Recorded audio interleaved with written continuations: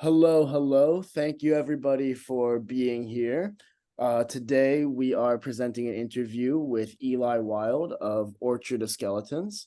First and foremost, Eli, thank you so much for your time. Thank you so much for writing such an incredible story. I think out of all the stories that we've read so far and that we've been fortunate enough to include, this was the one that I read the fastest. And not because of the length of the book or anything, but just because I couldn't put it down. It hit everything for me because I'm a fan of dystopian, I'm a fan of post-apocalyptic, so it hit all of those niches. And I'm just like, hats off, well done. So thank you again for being here. I mean, it's the right to hear that. That's just fantastic. Couldn't really wish to hear anything, as good as that. And thank you for having me along. I've enjoyed the ride so far. I think what you guys are doing is fantastic for indie writers. It's a tough old world out there, as you know, Steve. And for any help that we can get, I really appreciate it. Absolutely, man. So let's dive straight in then. I want to get talking about Orchard of Skeletons. This was one of my favorites as well. Maybe because I get the sense that we share a lot of similar inspirations or media that we appreciate. If when we first reached out, I remember asking you about, I saw bits of Bladerunner in this, I saw bits of Fallout, I saw Children of Men, I saw The Road. Loads of different inspirations, obviously, going into it. Tell us a little bit about where you got the idea from, the genesis of it, what kind of stuff you like to read yourself. Where did this all come from? I mean, all the things that you've mentioned there, like I said before, I love everything that you've mentioned there. And for you to have read a book and got that from a book, I'm like, champion, really, really, really pleased about that. Orchard, funnily enough, actually started not in a dystopian world. It was an anthology as a tribute to Bukowski. So there was an indie author called PMMP. I don't know whether you heard of them. They're an American one, really good. And they wanted to put some short stories together for Bukowski. And I had these two characters because of another novel I'd read called The Killers. And I was going to kind of have these as the killers. But you know yourself, when you're writing, sometimes you've got an idea and your characters just take you into different places. Now just follow me characters. So I wrote this story called The Killers. Finished it. It's in the anthology. You can go and find that out there. But then characters just wouldn't let go. They were just like, we've got a story to tell. And the short story finished with them at the crossroads. And it's, do we go left or do we go right? And I was like, it was originally going to be them being naive with a bag of money. And I thought, I think that's been done a few times before. And it was like, what if they've got this bag of money and there's nowhere to spend it? So what kind of world would they be in? And that's how it started off. So they were going down the road, and then Macy, she sort of like took over when she's in the bushes. Now she's talking about rabbits and things. She was so naive. I just absolutely loved that girl. And then from there, it got to Ben's house, and how do I'd always wanted to do something about a head, just a head. And it was like, I want to do a head. And that's where Ben came around. And then the story just grew from there. So it's not like a one little thing. It's like a combination of things. And mainly the three main characters are where the stories come from. It's them characters and what they found and what they do in the world, in that orchard that they're in. So you mentioned Macy, and I wanted to ask about writing Macy, especially from a writer's perspective, because obviously, what a terrible, terrible time she goes through. But it's really difficult to write a character like that who's really naive, almost childlike, very innocent. Put them through some of the worst things you can put someone through, and not have it feel exploitative or anything. Like I never for a minute felt like what Macy went through was done for shock or anything. How did you go about tackling it with the kind of, because it felt light-hearted, but also like it had a lot of gravity to it at the same time. How did you walk that line? I think the main thing was suggesting things rather than telling and showing things in that way, because it's the telling the show type of thing. And it was, if at the start when she was in the bedroom we'd have been there and in that room and saw everything that went on, that would have been exploitative, I think. But because we're hearing it, what went wrong, through Isaac, and then on top of that, as you get further into the story, you know that another character's hearing it as well and doing nothing about it. I think if you do that kind of thing, then it's not exploitative. But you have to have something. It's like they say to writers, do bad things to your characters. So, okay, I'm doing bad Yeah. things, but I'm leaving it up to the imagination of whoever's reading it, how bad that is and the type of things that go on. Because all you really hear is a few sounds. It's probably a bit more, it's a bit more when Abel's what happens to him when they're in the crawl space, because you do get a little bit more detail in, but it's still you're hearing things going on, and the reader, when they're hearing them things as well. Because I know when I'm reading in the book, if it's just, you know, the knife went in his stomach and his tongue came out and all the rest of it, but if you having to imagine things are going on with prompts that the writer's given you, I think that works better. However, I will say it doesn't work better all of the time. So it worked well in this story, but in another story, maybe you need a bit more of that detail. So us as writers, we don't want to be giving the reader the same thing over and over again, or we'll just I can recognize this, it's his book, and I'm getting a bit sick of the same thing over and over again. But certainly in Macy's case, and not wanting it to be exploitative, it was suggestions, and you as the reader, you can decide how deep you want to go into that or how shallow you want to go into it. Oh, and that's Fantastic. excuse me. Yeah, that's fantastic. I think one of the things that really caught my eye about Macy as a character in general is she doesn't really complain. It comes back to that innocence, that naivety, naivety. I'm gonna go with it. Especially around, I think the whole idea, like, this is her normal. And because this is her normal, she sees it from this specific perspective. Whereas you have Isaac's perspective that it kind of shifts back and forth between. And Isaac's like, no, what happened really wasn't okay. Whereas Macy's just kind of, I don't know. I really liked the idea of having such an innocent character in such a hellish world. I think that was really, really well done. And the way you just described it, it makes total sense. Because as a reader, we are innocent, aren't we? Because we're going into that world like Macy's. We don't know what the world is. So we don't know what the world is until either the characters or the world tells you something about what's going on. So it was kind of like, if I'm a reader and I'm going into this blind, if Macy's blind as the character, how does she react to things? So as a reader, how would I react? Now, how would she react? Now, we would react differently because we've got the wider world. We know the wider world. She just has that room. So how would she react to the world if she's just been in that room and she's got a book about bridges, for instance? She just reads a book about bridges, or she doesn't even read, she just looks at pictures. So very, very difficult for her if she wasn't in the world with somebody like Isaac. I think for all Isaac's not a nice person at the start, and you probably don't like him at the start, he has got something. There's something there. He's not just like, because he could have just run off and left her, or he could have just stayed there and let them do whatever was happening in there, and he didn't. Because when he's in that bed, the time that he's in the bed and things are going on, there's something worming away in his ear and his brain, and I don't like this, and he's trying to sleep, and he actually does go to sleep.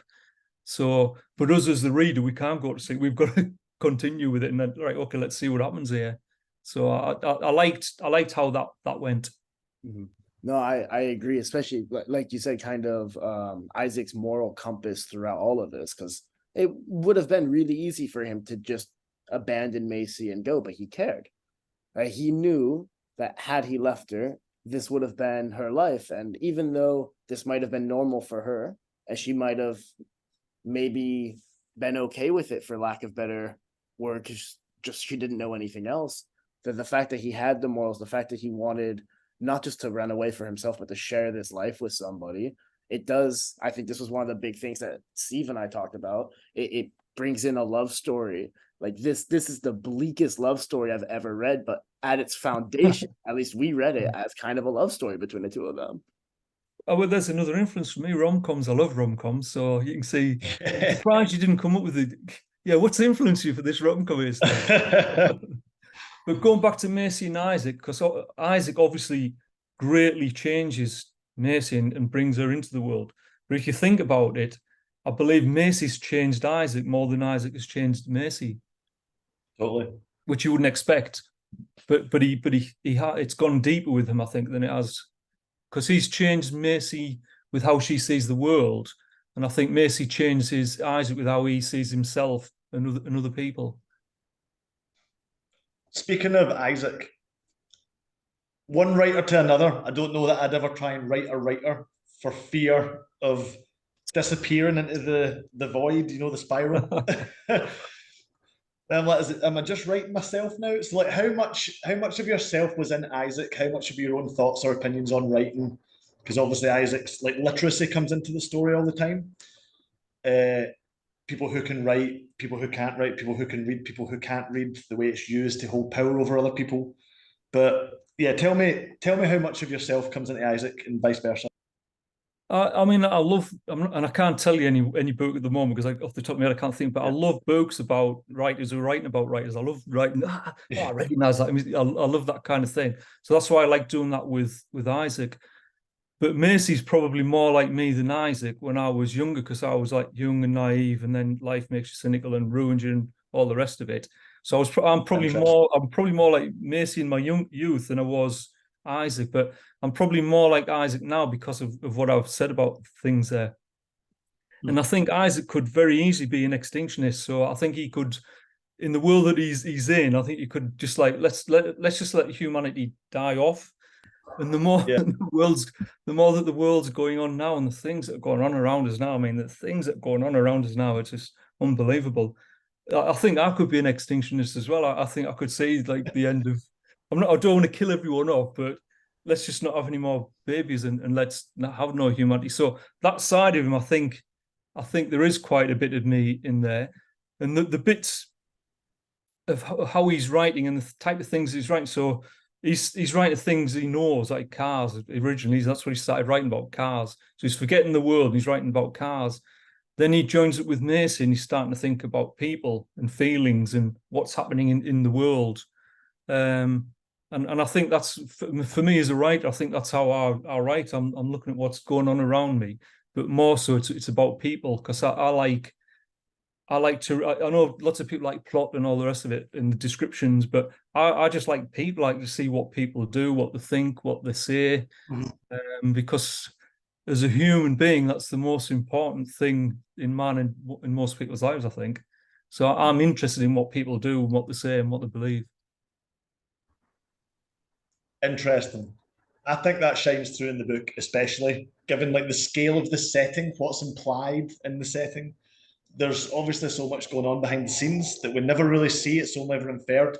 It goes back to, I guess, what you said earlier about inferring things rather than stating them directly. And a lot of the stuff in this book, the camera just kind of shies away slightly from it, and you never quite see the whole picture. I think it puts you in the same shoes that Isaac and Macy are in. You're kind of learning about the world based on what you think you know. There's familiar bits, there's unfamiliar bits, but it felt like the world might have the capacity for other stories in it. Do you think you're going to write something else in this setting, or are you going to let it? Because God, what a bleak ending, man! It was a bleak. But you could definitely keep it going, right? Well, are you sure you don't know me? Because I'm like looking around for cameras or something, because everything you say is absolutely spot on. I really agree with everything that you're saying there about the story and the characters. As far as another story, yes, definitely. It won't be. I was going to say it won't be this year. It won't be next year, 2024. It's more likely to be 2025, because I like most readers who have given me some feedback. I want to know what happened about the people under the mountain. I want to know what's happened about. Yeah, the labyrinth. They have planes. Yeah, like the Labyrinth of Skeletons, for instance. If we go down that path, it could almost be going into a Descent type of novel, because inspiration's the movie Descent, and that is scary. That is creepy. Yeah, claustrophobic and unsettling to me. So I want to know what's happened with them. I want to know the character that Droog has turned into. So it's going to be set probably when he's about 18, 19, the same kind of age that Isaac was in this one. So what does Droog do, and what kind of person is he? Because he spent his life on an island with a head and a mother. So how's that going to shape him? Then I want Adam and Eve to come from space and land, and probably Droog to meet up with them. So if they meet up with them and they go to the labyrinth, there's just so many possibilities there. And also I want to bring in I don't know whether to do it or not, but I love the Last of Us. I love the video game. The series, yeah. the series was all right, but the game's brilliant. I kind of want Yeah. to bring in a certain aspect of that when they go to the labyrinth. What will they find in there with these people who've been under the earth all of this time? So there's lots of things I could do with it. Yeah. That sound. Can I take a wild swing in the dark here? Are you a fan of Jeff Vandermeer stuff as well? No. You should check it out, man. If you like weird mushroom stuff, weird kind of like mushroom apocalypse kind of stuff, check out Finch or any of his other books. Vandermeer's fantastic. I will. I shall check them out. For the same reason that I really love this. There's a lot of similarities. I think anyone who likes his stuff will probably like yours as well. So speaking of the That's labyrinth definitely of something for me to skeletons, check I out. just Man. thought that. I will do. Yeah. So see, you're talking about the labyrinth of skeletons. I thought that was like, there's a title for the sequel right there. You have the Skeleton Trilogy or something. Yeah. Orchard of Skeletons, Labyrinth of Skeletons. What would we do as the third one though? Yeah. Circus of Skeletons. Skeleton Farm. Yeah, you go nuts with it. This could go on for a long time, couldn't it? Yeah, Well, the possibilities are endless. I'm thinking a franchise, I was gonna say like Where did the imagery come from?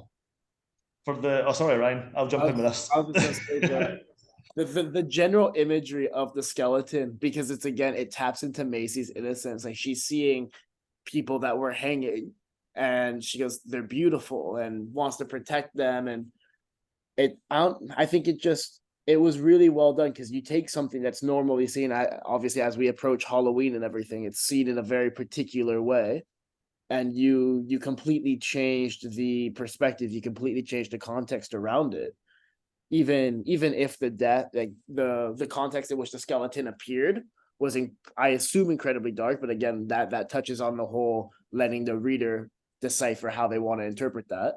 But it turned into a very beautiful thing, and like you even see it on the cover of the book as well, how it all connects in that way. So just, yeah, it's something that really stuck with me, and I'm really, really grateful for that just that different perspective on something that I guess society shows you and what we grew up thinking is rather bleak, when there is a beauty behind it. Like you can go very deep with that particular subject, can't you? But what I love is a lot of the readers who've give me some feedback that's saying that they think differently about skeletons now. And if you look at it from Macy's perspective, it's like, this is part of me, inside of me. There's a skeleton. Why should she be frightened of that? And why should she think of it as, it's something that's not very nice to look at? And she loves them, and I love that about her. She's a fantastic girl that way. She's a great companion to have very, in a very horrific deep. post-apocalypse. Sorry? I said she's a great companion to have in a horrific post-apocalypse. Oh yes, definitely. Ever the optimist. Yeah. Oh, and that's one of the things that I really like about that optimism. It's there all of the time. So talking about a sequel, would that have been rubbed away at all? Would it have gone? I don't think so, not with her, especially when she's got her own child. That's a good point. I think she'll always be optimistic. Yeah. At least she's safe if you just leave her alone now. I'm trying to think how I would feel if she was in danger or anything. I know, but what did we say earlier on? You've always got to put danger in front of your characters and put them into horrible places. So she can't be safe.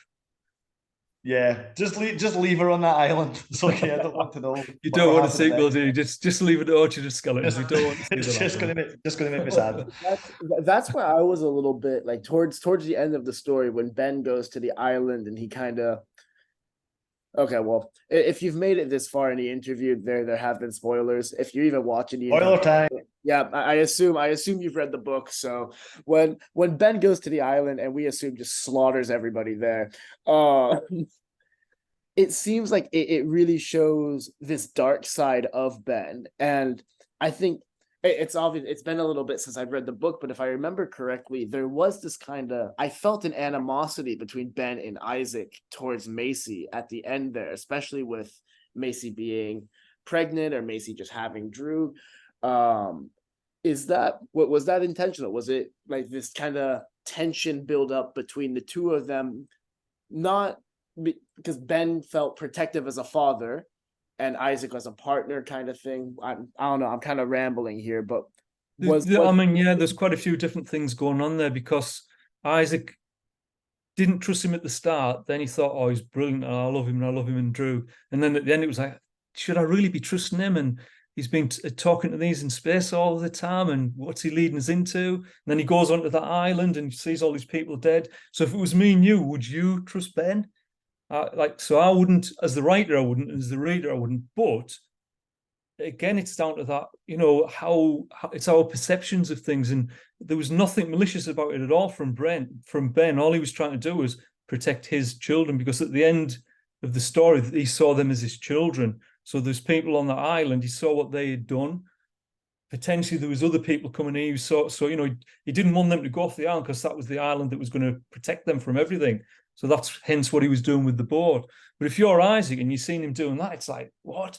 But that makes it good for you as a reader as well, because you're sort of like, I like both of these characters, but is he actually going to turn on you and kill Isaac? And there's all sorts of different things. So giving the reader not a straight line, but a line that's got 3 or 4 different forks in it, that's what, as a writer, you do try to do. So that was deliberate. Sorry. And honestly, hats off to you, because I think it's exactly that. It's the fact that more than anything, there was a moment where, as a reader, I had no idea. And I think books can get predictable, but this one kept us on our toes until the final page. Good. What was so at the end? What did you spoilers, of course? Yeah, so at the end, what did you think actually happened with Isaac? I mean, I thought he died. That was my big. I was just like, how could you? I was just you rotten person. You rotten writer. You just take him through hell, and then like now it's all set. You can live on this island together. You can raise a family, and then it's all ripped away, which seems to be a recurring theme in our stories so far. A brief moment, how could you, at the end of the novel. But I think, it was kind of written so that, because he didn't actually die, but it's up to the reader. If you want him to die, he dies. If you don't, he doesn't. But the writer has actually killed him, because at the start there was a death when the flies were there with Sloane. Then there was a death with Abel when the flies were there, and then at the end there's a fly. So as a writer, I've kind of signposted what happened. But as a reader, if you want him to be alive, he can be alive. It's fair. And I just going back to that Abel, that scene, I have no words for it. That was there were 2 scenes for me, actually 3. 2 that were incredibly harrowing, and 1 that really showed the comedic side of it. I think one of my favorite scenes was when Ben became an orangutan for a little bit. What was that all about? Like that was a breath of fresh air in an otherwise incredibly bleak in a world. But then you had the moment with Abel where he's basically being cut up, and then you had the at the end when they're having that, I guess, like, I see it as like the final boss scene, where you had the replicant fighting and they're using the bulldozer or whatever it was. That was a freaky replicant, that last one. Yeah, and it was just like when it had recognized that defeat was approaching, turning into this like, no, I love you, and I was like, oh. And then calling him daddy, when he's just had a baby. Yeah, so that was like, oh, that was dark.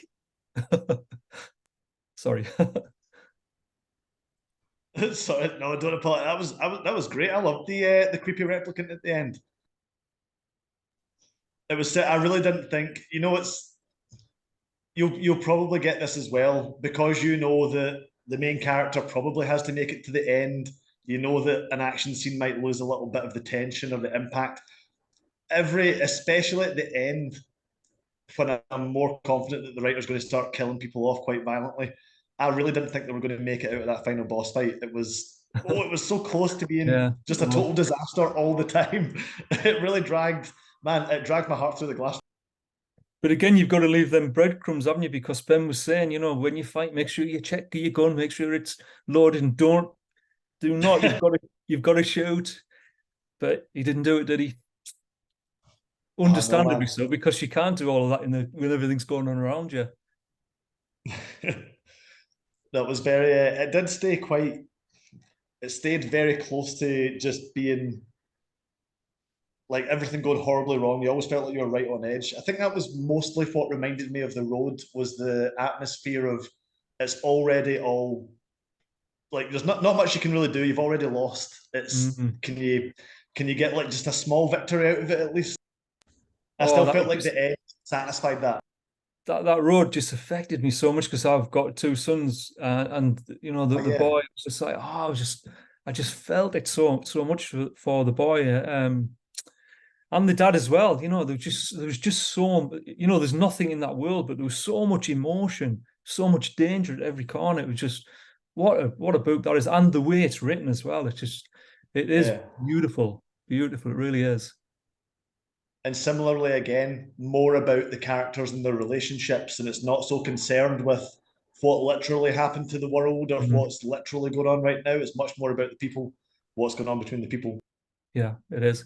I've read somewhere, I can't remember whether I read it or it was a course or when I was doing my MA, but they were saying when people die, it's not so much that person's there and they've died. You get the reaction from the people who are around the person and them really feeling for it. I've recently been watching The Walking Dead again, and when Rick's wife died, it was harrowing. But when Rick came back to the camp and he found she was dead and he just totally lost it, that just like that really, you know, really got to me. Yeah. And that's, you know, you can have all the action in the world and it's really exciting, it's good, but it's that people side of it that really, for me as a reader and watching things on TV and movies, that's what really grabs me. And when I go in, think about things a few weeks later, it's the things that have happened with people and two people and what they've said that sticks with me, rather than, you know, this airplane coming across and then it gets shot down and there's a massive explosion. Yeah. And that's what I try to do, Exactly. It's you know, within my books. how we feel, isn't it? Mm. Excellent. So we usually, as we come towards the end here, I can see the little Zoom timer starting to come on here. But every time that we've done one of these interviews, we've learned something unusual about the books. And it's always one of my favourite parts, is these strange little things that we learn. So off the top of your head, if you've got any trivia, any fun behind the scenes facts or anything about Orchard of Skeletons or the process of writing it. I think I've probably already done that with where it's come from, i.e. the short story. Yeah. The thing with the flies on the three deaths to it, and possibly that I'm more closer to being Macy than I am to being Isaac. Definitely from my youth. I think they're like the main bits about the story that are probably closest to me. The only other thing that we've maybe missed off is the guy who did the cover is Anton Semenov, and he is actually yeah. he's Russian Ukrainian, so he's right in the middle of everything that's going on now in Russia. Yeah. And I can't get him to do anything for me, any illustrations, because obviously everything's happening with his families and things. It's just he's more on the Russian side than he's on the Ukraine, but he's got a foot in both camps, and it's just like, you know, this world, it's just like, it's as perverse as what's going on in Orchard. It really is. So he's an amazing illustrator, and he can't work now because he's caught up in things. It's terrible. And then we've got another war going on now that's just as terrible. It seems to be never ending. No one wins in any of these situations. No, they don't. And people take sides, but it's hard to take sides. Whose side do you take in all of these things? And I don't know. It's just, don't we learn anything from history? Do we not learn anything at all? We don't, do we? What do you think the role of the writer is in these situations? You had to ask me that question, didn't you? Let me just throw that grenade over your way. We got 6 minutes. Go. I think to learn from history, write knowing that history when you're writing, and try to weave some of it into your stories so that maybe people can get a better understanding of why maybe we shouldn't do some of the things that we've done in history, some of the bad things. So I think as a person, me going on to TikTok or YouTube and chuntering on about things, I don't think it's going to work, because I ignore a lot of that now, because I know some of the things that are coming back from people, they're speaking from a place where they clearly don't understand history. They don't understand what's gone on in both camps, not just one of them. So I think if you can put something into your stories that can try and explain some things, because a lot of the fantasy stories work best, I believe, when they've got some real things that have happened in life. I think they work better. But at the end of the day, I'm just a writer. I'm just a person. How do I know better than the next person? That's where it's tricky for me. I've got my opinions, and I think this is right. But do you always know that your opinions are right? So I definitely don't want to preach to anybody to say, do that, do this, and do the other. All I want to do is, it's a bit like this inferring and putting things in, and then you read into that yourself what you think is the right thing to do or the wrong thing to do. It's really difficult, and I can understand why there is so much confusion in the world at the moment. And you know, what's the right thing to do? What's the right thing to say? How do you respond to these comments on Facebook and TikTok and Instagram, etc., etc.? It's a minefield out there. However, do you just stand back and say nothing and just let everything go on as well? You can't really just do that neither. So I guess what I'm saying is, I haven't got the answer. Have you guys got the answer? Could you explain it to me? No, that's why I was asking you. Remember, I'm fiction. I'm not.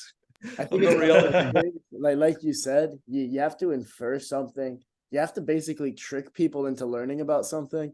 Yes. But not even learning, but just getting understanding. them interested. Once they're interested, at the end of the day, you can't control other people. So at the end of the day, the best thing you can do is maybe point someone in a direction, and then if they decide to take it and learn, cool. If not, also cool. I think if somebody's outside your front door and they're punching someone, I think you've got to try and stop it. That's it. But using words to do things and change and make the right words, because you're influencing people and you could influence them in the wrong way, that's where it gets really, really difficult. But if something as straightforward as that, I'm punching someone, you know, stop them punching, you can do it. Then words are very difficult. So on a bit of a brighter note, and thank you for everything again, because I'm seeing we got about 3 minutes left, and I want to make sure that we I guess touch up on everything. For people who liked Orchard of Skeletons, where can they find you? Where can they find other books by you? Obviously, you talked about a potential same environment 2025. Excuse me. But yeah, we're Twitter, TikTok. They can go to eliwilde.com. They can find me. I'm on Twitter and Facebook, but I hardly do anything on Twitter or Facebook. I'm on Instagram, probably more so, under Zangu Poet. So it's ZANGUPOET, Zangu Poet. So I normally do more on there than I do on Instagram and Facebook. They can go to eliwilde.com. So that's my website where it shows what I'm doing with past books and future books. That's probably about. I don't really do much. I'm a typical author. I don't do any marketing. I rely on you guys to try and do something. I like to write rather than market. And I think, and that's perfect, because we'll put all the links to Instagram, Twitter, your website. We'll put it all in the description and all of that. But yeah, so we have 2 minutes left, and I just want to say thank you again. I know I've said it a few times, but really, Orchard of Skeletons was brilliant, and you were absolutely lovely to work with throughout the whole process. We're incredibly grateful. You guys too. If I could just quickly say, Please. There's another thing that's close to my heart. I do write in another pen name, Frank Lambert, Napoleon Xylophone. So it's a young adult. I've got a book coming out in August called Ghost Stores. So if there's anybody out there who's looking for a disabled hero, Ghost Stores by Frank Lambert is the place to find a really cool disabled hero who's got a wheelchair that thinks it's a changeling. He's got a ghost as a friend, and he's fighting whites and all sorts of nasty people. That sounds brilliant. we will that's on the TBR. That's about it. But so for those of you who've made it this far and have forgotten what book we've been talking about, it's Orchard of Skeletons by Eli Wilde. First, thank you again. Really appreciate it. Thank you, guys. Thanks, man. And I'll catch you later. Bye bye. take care. Bye bye. See you again soon. Bye bye.